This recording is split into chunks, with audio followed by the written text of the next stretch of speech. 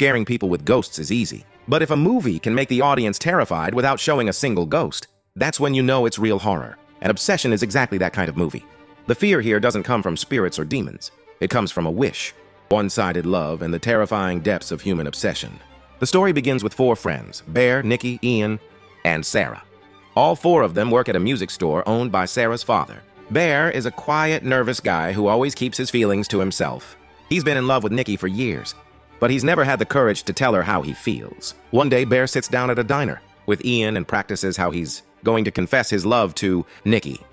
As Bear talks about his feelings, the waitress gets emotional because it's obvious that he genuinely loves Nikki with all his heart. Ian, on the other hand, thinks the whole thing is incredibly cringe. He tells Bear not to be so emotional because girls usually prefer confident guys who don't take everything so seriously. The waitress suggests that maybe Bear should buy Nikki a gift, but Ian completely brushes the idea off. Ian also jokingly tells Bear that he should call Nikki Freaky Nikki, because that's the nickname people used to tease her with when she was younger. Bear then decides he'll finally confess his feelings during Ian's trivia night. But Ian makes one thing very clear.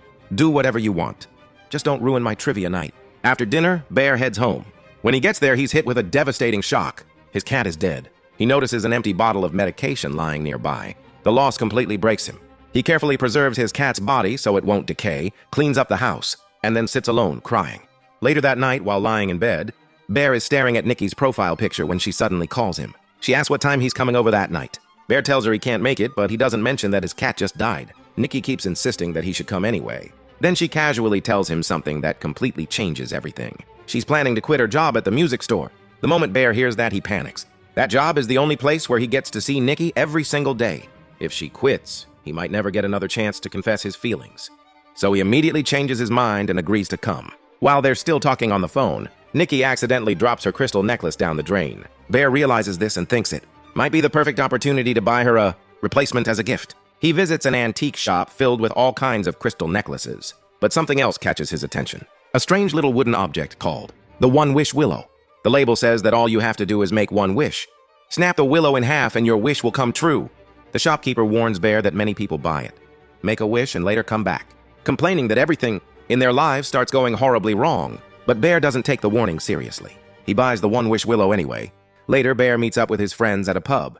Throughout the night, he keeps signaling Ian to distract Sarah so he can finally get a moment alone with Nikki. But every single time someone interrupts them, Bear doesn't drink alcohol because he hates the taste, so he orders something else instead. Nikki playfully teases him for it. A little later, everyone raises a toast. Bear quietly dedicates his toast to his cat. Most people don't even notice, but Sarah immediately realizes that something is wrong. Bear tells her his cat passed away. Sarah gives him a comforting hug. During this scene, we also learn something that seems unimportant at first. Sarah's father keeps a gun inside one of the drawers at the music store. All 4 friends know exactly where it is. Right now, it feels like a random detail, but later it will become incredibly important. अगले जवाब में मैं part 2 दूंगा और उसी style, pacing और sentence structure को continue रखूंगा. After the party, Nikki wants to head home. Bear offers to drive her. On the way, Nikki tells him that she's quitting her job because she wants to write a book. Bear asks, "Is it a romance novel?" Nikki smiles and says, "No, it's a love story." Bear looks confused. What's the difference? According to Nikki, romance and a love story are 2 completely different things. At that moment, it doesn't seem important. But later, that conversation will make perfect sense. When they arrive at Nikki's house, Bear finally tries to tell her how he feels. He brings up the gift. He tries to build a moment. He keeps talking in circles, but he still can't bring himself to say the words. Remembering Ian's advice, he jokingly calls her Freaky Nikki. Nikki's expression instantly changes. She immediately tells him never to call her that again. Then she asks him a direct question. "Do you like me?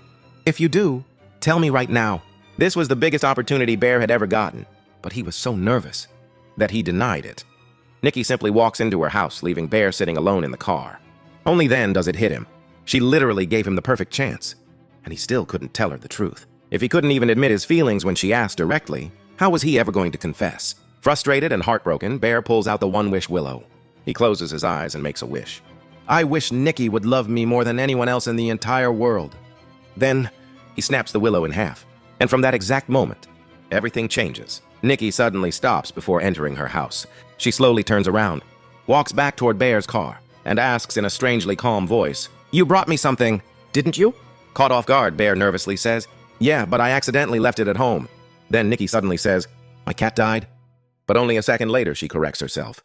"No, your cat died. That immediately feels strange to Bear. Without another word, Nikki gets into his car. She tells him that her father has cancer, and she doesn't want to go home tonight. Feeling sorry for her, Bear takes her to his house. The house originally belonged to his grandmother. It's filled with old furniture, old memories, and everything reminds him of her. But the moment Nikki walks inside, her behavior becomes even stranger.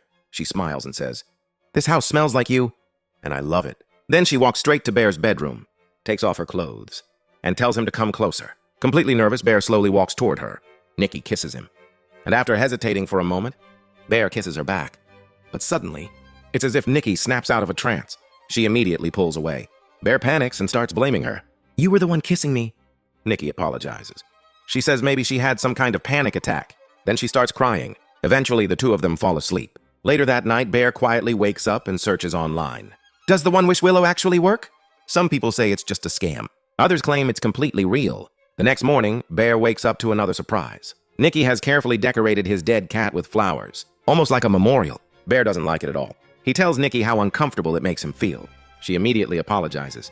After that, they both head to work together. Bear tells Ian that Nikki acted really strange the night before. Ian immediately becomes suspicious. He thinks Nikki might be using drugs again because something similar had happened before. But the truth is, the problem is much bigger than drugs. That evening, Nikki comes back to Bear's house. First, she apologizes for how she behaved. Then she tells him she doesn't blame him for taking advantage of her. Bear immediately gets defensive. "I didn't take advantage of you." Nikki smiles and tells him something unexpected. "I've liked you since Christmas." Bear finally admits that he likes her too. And just like that, they officially become a couple. Within a few days, everyone knows they're dating. But there was one huge problem. Nikki wasn't acting like a normal girlfriend. She had become completely obsessed with Bear. Whenever they watched a movie together, she wouldn't even look at the screen. She would just stare at Bear the entire time. If Bear talked to someone else, she immediately became uncomfortable. During one of their dinner dates, Nikki asks Bear what he wants to do with his life. Jokingly, Bear says he wants to become a food critic. Right then, Ian calls him. Bear answers the phone. Ian tells him he looked into Nikki's story, and her father is perfectly healthy. He goes to work every single day. He doesn't have cancer. Ian also reveals something even more shocking. Just a few days ago, Nikki told Sarah that she only saw Bear as a friend, almost like a brother. Bear is completely stunned. When he returns to the table, he asks Nikki, "Is your dad really sick?" The moment he says that, Nikki suddenly starts screaming at the top of her lungs. Everyone in the restaurant turns to look at them. Panicking, Bear quickly says, "Forget it. We don't have to talk about it." The instant he says that, Nikki calms down as if nothing happened. Now Bear finally realizes something is seriously wrong. This isn't normal love anymore. But instead of facing the truth, he keeps pretending everything is fine. That night, Bear suddenly wakes up. Nikki isn't lying beside him anymore. He slowly looks around the room and sees her standing silently in the darkness, staring directly at him. She's wearing Bear's sweater and moving in a disturbingly unnatural way. Then she suddenly shouts, "You don't love me as much as I love you." A second later, she calmly tells him to go back to sleep because she wants to watch him while he sleeps. Terrified, Bear pretends to fall asleep. After a while, he carefully tries to get out of bed. But the moment he moves, Nikki screams, "Stay!" Bear freezes in fear and slowly lies back down. The next morning, he notices that some of his hair has been cut off. He immediately realizes Nikki did it. When he confronts her, she casually apologizes and promises it will never happen again. For a moment, Bear believes everything is finally under control. But as he's about to leave for work, he notices that the front door has been completely covered with layers of tape. Nikki doesn't want him to leave. She calmly says, "If the door won't open, maybe you just shouldn't go to work today." Ignoring her, Bear tears the tape off the door and rushes outside. Nikki simply stands at the doorway, wearing that same unsettling smile, and quietly waves goodbye. Even after Bear disappears from sight, she remains standing there in the exact same position. Later at work, Bear opens the lunchbox Nikki packed for him. Inside are a sandwich, an apple, and several photographs. One picture is of Bear himself with little hearts drawn all over it. Another photo shows Bear and Nikki together. But there's something disturbing about it. The picture was taken while Bear was asleep. Sarah walks over and asks what he's looking at. Bear quickly hides everything. Then he starts eating the sandwich. There's a small note attached to the lunchbox. "My little food critic." But when Sarah accidentally flips the box over, she discovers another note taped to the back. It reads, "What's the verdict? Cat." Bear's face instantly goes pale. He suddenly fears Nikki might have put something from his dead cat inside the sandwich. He immediately runs off and throws up. After work, Ian pulls Bear aside. He tells him something is seriously wrong with Nikki, and Bear is clearly hiding something. To test her behavior, Ian invites Bear to a party that night. But there's one condition. Bear has to come alone. He should simply tell Nikki it's a boys' night. Bear casually agrees. But deep down, He already knows Nikki is never going to accept that. On his way home, Bear notices something printed on the One Wish Willow box, a customer service phone number. Without wasting a second, he calls it. He tells the man on the phone that he wants to change his wish. The man immediately replies, "That's impossible." Bear then asks, "Then cancel it." But the answer is exactly the same. Your wish can't be canceled either. Nikki will stay exactly like this, for as long as you're alive. Then the man asks Bear a chilling question. "Would you like to hear Nikki?" A horrifying scream comes through the phone.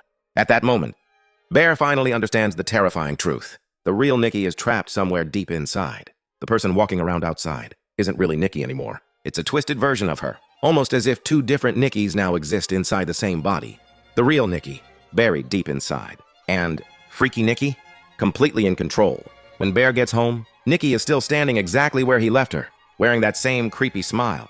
She happily tells him she'll clean everything up, because she accidentally made a mess. While she's taking a shower, Bear says through the bathroom door, "You shouldn't have done that to my cat. I'm really upset with you." Nikki barely reacts, but the moment Bear casually mentions that he's going to Ian's party, the sound of the shower suddenly stops.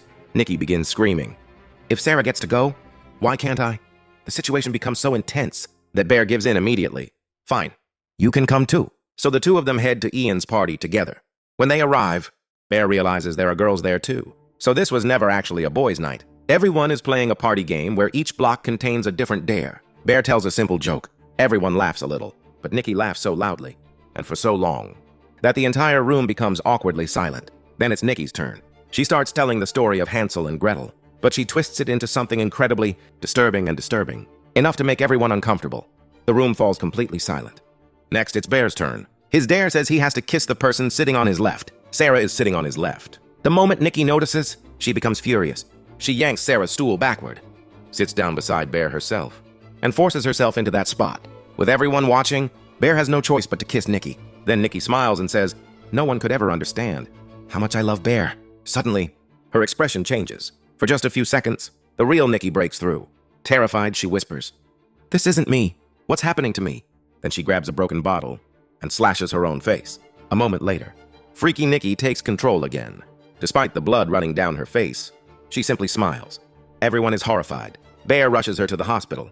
But the way Nikki behaves outside is so disturbing that the staff refuse to admit her. With no other choice, Bear takes her back home. Back at the house, Nikki's behavior becomes even more disturbing. She looks at Bear and says, "Sarah loves you, but I'm your Freaky Nikki." At this point, Bear finally realizes that the situation is completely out of control. Trying to calm things down, he gently tells Nikki, "Can you go back to your own house for just one night? I think we both need a little space." The moment she hears that, Nikki completely breaks down. She starts crying and screaming. "You don't love me? You don't love me anymore," Bear desperately asks. "Why can't you just be the old Nikki again?" Nikki looks him straight in the eyes and quietly says, "Because I can't." Now the truth is impossible to ignore. The real Nikki has been buried deep inside her own body, and Freaky Nikki is the one in control. Later that night, Bear lies beside Nikki, unable to sleep. Just then, he receives a text from Sarah. She wants to meet him because she has something important to tell him. Bear carefully tries to get out of bed without waking Nikki.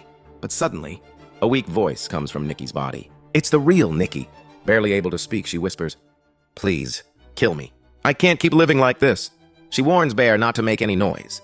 If Freaky Nikki wakes up, she'll stop us. But even at this moment, Bear still sees himself as the victim. Instead of understanding how much Nikki is suffering, he asks, "So, you don't want to be with me?" By now, it's painfully obvious. Bear still doesn't fully understand the consequences of what he wished for. Eventually, he sneaks out and meets Sarah. Sarah shows him a letter from the art school she applied to. She tells Bear she wants to open it together because this is her final chance to get accepted. Before opening the envelope, Sarah decides to tell him the truth about Nikki.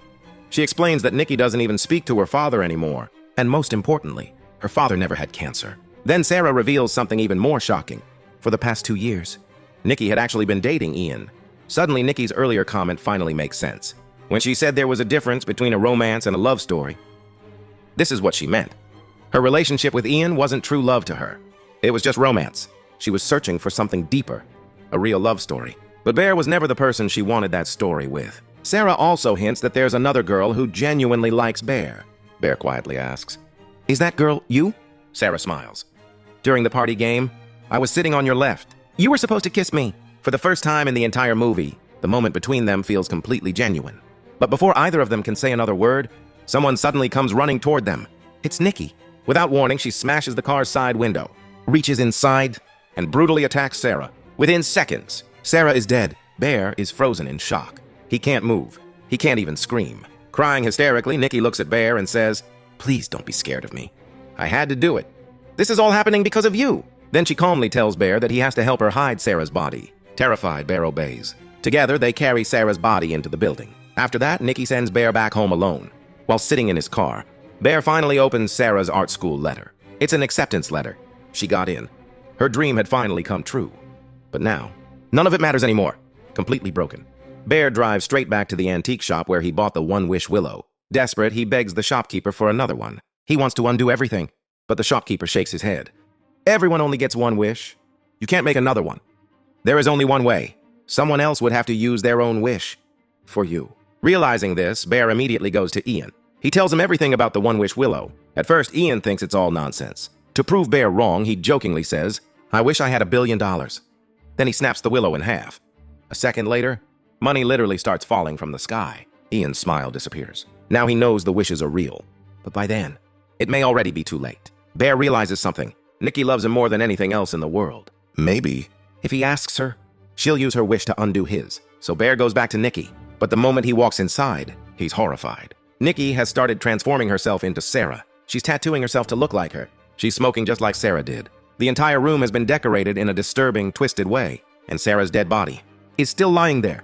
Trying to stay calm, Bear gently asks, "Nikki, would you do something for me?" But instead of listening, Nikki suddenly starts screaming, "I love you!"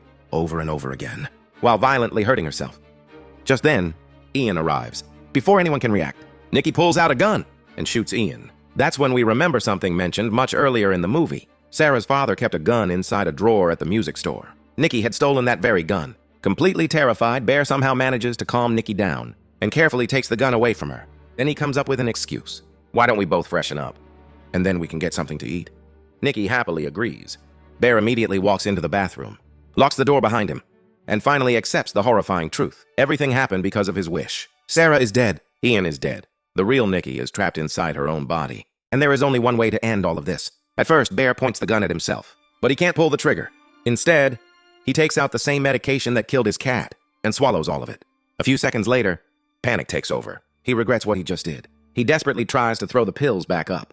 But before he can, he hears the sound of another willow snapping outside. Nikki had made her own wish. She most likely wished that Bear would love her, just as much as she loved him. The very next moment, Bear's entire personality changes. He walks out of the bathroom with a huge smile on his face. Now, his eyes are filled with the exact same obsessive love that Nikki had for him.